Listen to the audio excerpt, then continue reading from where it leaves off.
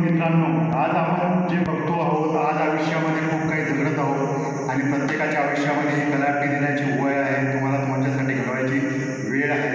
एकच सांगतो मित्रांनो, आजची वेळ पुन्हा येणार नाही, आजची वेळ पुन्हा येणार नाही. या वेळेला तुम्ही दौडू नका, यासाठी कुठेही पायपीट करू नका.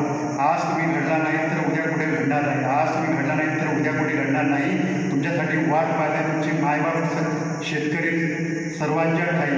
तुमचे मायबाप शेतकरी आहे याची जाणीव ठेवा. या देशात शेतीप्रधान देश बनवा. या शेतीप्रधान देशासाठी तुम्ही झगडला तरच तुमचा आपला देश विकसित होऊन महासत्तेच्या वाटचालीवर जाणार आहे.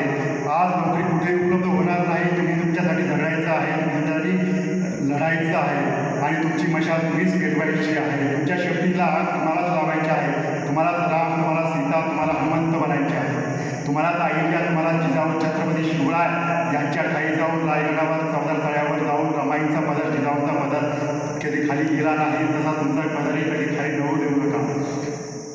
माझ्या सर्व मावळ्यांनी असं उभं राहून तुम्ही स्वतःसाठी जगण्याची तयारी ठेवा आणि आयुष्याच्या वाटेवर कुठेही थांबू नका. ही वाट थांबण्यासाठी नाही आहे, तुम्हाला पाय दिलेला आहे चालण्यासाठी आणि तुम्ही सतत चालत राहा.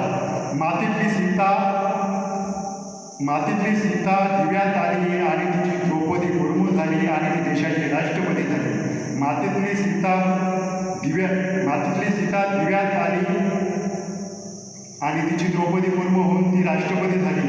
परंतु आज धरणीची सीता उजेडात आली आणि तिची द्रौपदी झाली.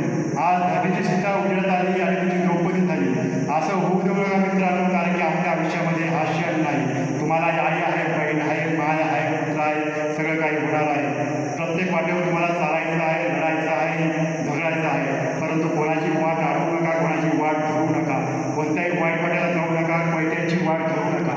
तुमच्यासाठी सर्व काही खुलं आहे, सर्व आकाश तुमच्यासाठी आहे. यातून घडले सर्व काही. छत्रपती शिवरायांचे मावळे तुम्ही, छत्रपती शिवरायांचे मावळे तुम्ही, अस्मिता तुम्ही, स्वाभिमान तुम्ही. तुमच्यासाठी सगळं काही ठेवणार आहोत. तुमच्यासाठी सगळं वाढलेलं ताट आहे. तुम्हाला फक्त खायचं आहे. तुमचा देश शेतीप्रधान आहे.